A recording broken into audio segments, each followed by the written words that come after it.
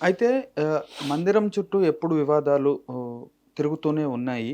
కాపోతే నాకు తెలిసి ఇంతకుముందు వరకు ఓన్లీ కాంగ్రెస్, బీజేపీ మధ్యనే ఈ రాజకీయ వేడి అనేది నడిసేది. అయోధ్య రామ మందిరానికి సంబంధించి. కాపోతే ఇప్పుడు ఆ రేస్‌లో ప్రతి ఒక్కళ్ళు దూకటం అనేది స్టార్ట్ జేసేసారు. ఎవరోళ్ళు? For example TDP sir. TDP ఇంతకుముందు ఎన్టీఆర్ గారు ఉన్నప్పుడు ఎల్‌కే అద్వానీ గారి ఇంటి ముందు ధర్నా జేశారాయన. ఈ ఈ గొడవంతా ఆపండి మీరసలు ఇది కరెక్ట్ గాదు అని. గత వారం రోజుల ముందు వరకు గూడా జూసుకున్నా టీడీపీ గానీ జనసేనలో కొంతమంది ఎవరైతే నిజం జెప్పాలంటే జనసేన ప్రస్తుతానికైతే బీజేపీలో పొత్తులో ఉన్నా గూడా కార్యకర్తలకి దాదాపు కమ్యూనిస్ట్ మైండ్‌సెట్ ఉంటది. సో, దానివల్ల డిఫర్ అయ్యి కొంతమంది నెగెటివ్‌గా మాట్లాడతాం. కాంగ్రెస్ ఫస్ట్ నుంచి నెగెటివ్‌గానే ఉంది. వైసీపీ గూడా నెగెటివ్‌గానే ఉంది. ఇలా ప్రతి ఒక్కళ్ళు ఎవరి వే ఆఫ్ పాలిటిక్స్ వాళ్ళు జేస్తున్నారు. ఇప్పుడు డీఎంకే తమిళనాడు జూసుకుంటే అసలు వాళ్ళు బ్రాడ్‌కాస్టింగే ఆపేశారు. అసలు అవసరం లేదు మేము ఇయ్యమని. ప్రతి వాళ్ళు దీంట్లో దూరుతున్నారు. ఎలా ఇది? ఇప్పుడు ఎవరు బ్రాడ్కాస్టింగ్ ఆపడానికి నేషనల్ ఛానల్స్గా చేస్తే కానీ బేసిక్ ప్రాబ్లం ఏంటంటే ఇక్కడ నేను ఇందాక చెప్పాను కదా, నాకు ఇష్టం లేదు మీకు ఇష్టం. సో మీ ఇష్టం ఎట్లా ఉంటే అట్లా చేసుకోవచ్చు, ఎవరిష్టం వాళ్ళది. ఈ దేశంలో మన ఇష్టాలతో సంబంధం లేదు. ఓకే. వీళ్ళందరూ కాంగ్రెస్ కూడా అగెనిస్ట్ కాదేమి. కాంగ్రెసే కాదు, నేను నా ఉద్దేశంలో ఎవరూ అగెనిస్ట్ కాదు. ఇప్పుడు ఏంటంటే ఇందాక నేను చెప్పినట్టు ఎప్పుడో 800 కింద జరిగిన దాన్ని ఇప్పుడు కొత్తగా గాయం చేసి ఇప్పుడు మనకు ఒక పుండు. ఇప్పుడు నేను ఎప్పుడో క్రికెట్ ఆడుతాను, నా చిన్నప్పుడు ఇక్కడ దెబ్బ తగిలింది. ఇది ఓకే, ఈ ముద్ద ఉంది, ఇది జరిగి 30 ఏళ్ళు అయింది. ఇప్పుడు ఇది కనపడుతుంది ఎందుకు తగిలిందని చెప్పి ఒక స్క్రూ డ్రైవర్ దోస్తే కత్తి తీసి దాన్ని కోసి ఇప్పుడు ఎంత ఉంది చూసి మళ్ళీ దాన్ని రిపేర్ చేస్తే ఎట్లా ఉంటుందో. ఇప్పుడు ఇన్నేళ్ళు అయిపోయినాక కూడా సరే బాబ్రీ మసీద్ కూలగొట్టడం కూడా అయిపోయింది. సైలెంట్గా చేసుకోవచ్చు కదా, సుప్రీంకోర్టు జడ్జిమెంట్ ఇచ్చింది, మనం చేసుకోవచ్చు. దాన్ని ఒక ఈవెంట్ దాన్ని హడావిడి చేయటం అనేది కొంతమందికి ఇష్టం లేదు, కొంతమందికి ఇష్టం. ఇక్కడ ఇష్టం ఎందుకు వచ్చింది? డెఫినెట్గా మామూలుగా చేసుంటే ఉండేది కాదు. ఇప్పుడు ఎలక్షన్ టైము, అవును, కంప్లీట్ కానీ గుడిలో ప్రతిష్ఠ చేసి ఇవాళ వాళ్ళెవరు శంకరాచార్యులు నలుగురు రావంటున్నారు. అవును, కంప్లీట్గా గుడిలోకి చేయకూడదు, కంప్లీట్ అయినాక మేము వస్తామంటున్నారు. వాళ్ళు ఏమి అగెనిస్ట్గా ఏం లేరు. సో ఇప్పుడు శంకరాచార్యులే చెప్తున్న దాని ప్రకారం కూడా చేయాల్సి, శంకరాచార్యులే కదా వాళ్ళు మన హైందవాన్ని కాపాడటానికి పెట్టిందే కదా శంకరాచార్యులు. సో ఆ 4 మఠాలు ఆచార్యులు రావంటున్నారు అంటే దాని అర్థం ఏంటి? సేమ్ ఇదే మాట నేను చాలా మంది ఈ బజరంగ్ దళ్, విహెచ్పి వీళ్ళని అడిగినప్పుడు చెప్పే మాదేంటంటే సార్, ఈ బాబ్రీ మస్జిద్ కట్టడాన్ని కూలగొట్టడం ఆ సమయం కానీ, లేకుంటే ములాయం సింగ్ యాదవ్ అప్పుడు షూట్అవుట్ అప్పుడు కానీ ఏ ఒక్క శంకరాచారి అధిపతి రాలేదు బుల్లెట్లకు కానీ, లేకుంటే గొడవలకు కానీ. వీళ్ళు వస్తే ఏంది రాకపోతే ఏందని నిజంగా అంటున్నారు ఈ మాట. అది అట్లా అనుకుంటే ఇప్పుడు మొత్తం భారతదేశం అంతా వచ్చి కూలగొట్టిందా? చాలామంది రాలేదు. అవును, ఇప్పుడు వాళ్ళు కరసేవకులు చాలామంది, కొంతమంది వచ్చారు, 1,00,000 మందో 2,00,000 మందో 10,00,000 మందో వెళ్ళారు.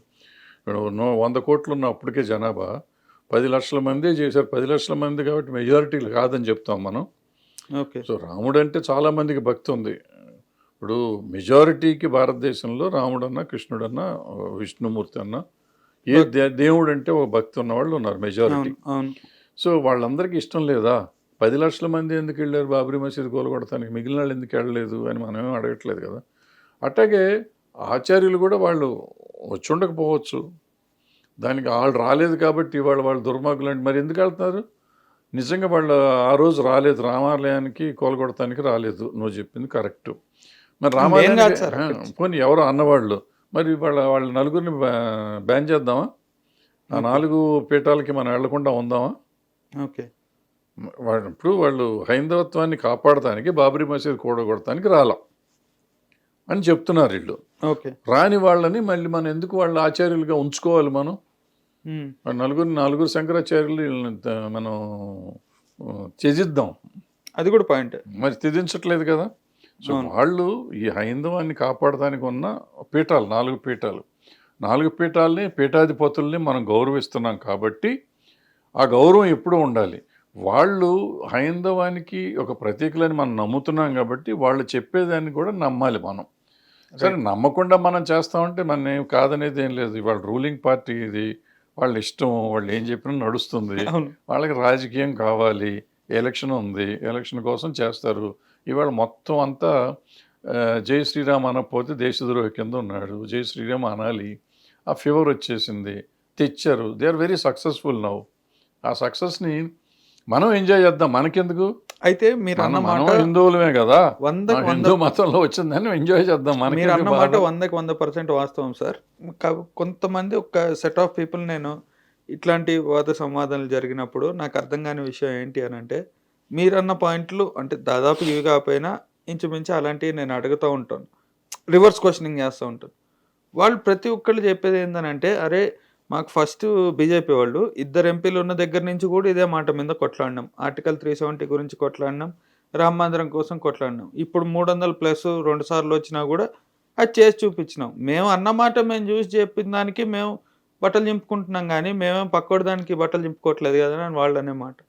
బట్ట చింపుకోవటం కాదు, ఇక్కడికి ఏంటంటే హైందవాన్ని గురించి మాట్లాడుతున్నాం, మనం హిందూ మతాన్ని గురించి మాట్లాడుతున్నాం, మత నమ్మకాలను గురించి మాట్లాడుతున్నాం, ఆచారాల గురించి మాట్లాడుతున్నాం. ఆచార ప్రకారం కానీ, నమ్మకం ప్రకారం కానీ, సాంప్రదాయం ప్రకారం కానీ గుడి కంప్లీట్ అవ్వకుండా ప్రతిష్ఠ చేయకూడదు. ఓకే. ఇది రూల్. ప్రతిష్ఠ చేస్తున్నారు, అగెనిస్ట్గా చేస్తున్నారు. మరి అదే మాట చెప్తే ఇప్పుడు నాస్తికుడా? ఆ మాట చెప్పినవాడు నాస్తికుడు అవుతాడా? మాట చెప్పినవాడు దేశద్రోహి అవుతాడా? లేకపోతే రాముడికి అగెనిస్ట్ అవుతాడా? అవ్వడు కదా. సరే, నా బొట్టుడు అంటే నాస్తికుడు అంటారు. మరి ఆచార్యులను ఏమంటారు? పీఠాధిపతులను ఏమంటారు? సో మన కన్వీనియన్స్ కోసం మనం చేస్తున్నాం. ఏదో అసలు గుడి కావాలన్నారు, చేస్తున్నారు. పోనీ కొంచెం hit TV presents like, share, comment. TV వాళ్ళకు కూడా నేను ఒక సర్ప్రైజ్ ఇద్దాం అనుకుంటున్నాను. మీరు మాత్రమే జెస్సీ ఎందుకు అయ్యారు? ఇలాంటి అమ్మాయిలకి పిలవడానికి బాగుంటుంది. చందు సాయికి like you and have a జనాలకి ఒక పేరు నచ్చిందంటే దీనికి ఒక ప్రాసెస్ ఉంటుంది. ఎందుకు ప్రాసెస్ డైరెక్ట్గా వెళ్ళిపోదాం. ఏదైనా ఒకటి మర్చిపోయినావా నువ్వు? మర్చిపోయినా మేడం, ఏం మర్చిపోయావు? నా గుండె. ఏదో ఆ టైంకి మన సుడి బాగుంటే ఎవరన్నా చూపిస్తే రాయగలం కానీ డోర్ టు డోర్ సేల్స్ చేసేవాళ్ళు. శారీ వస్తుంది, శారీలో వెనకాల కట్టుకుని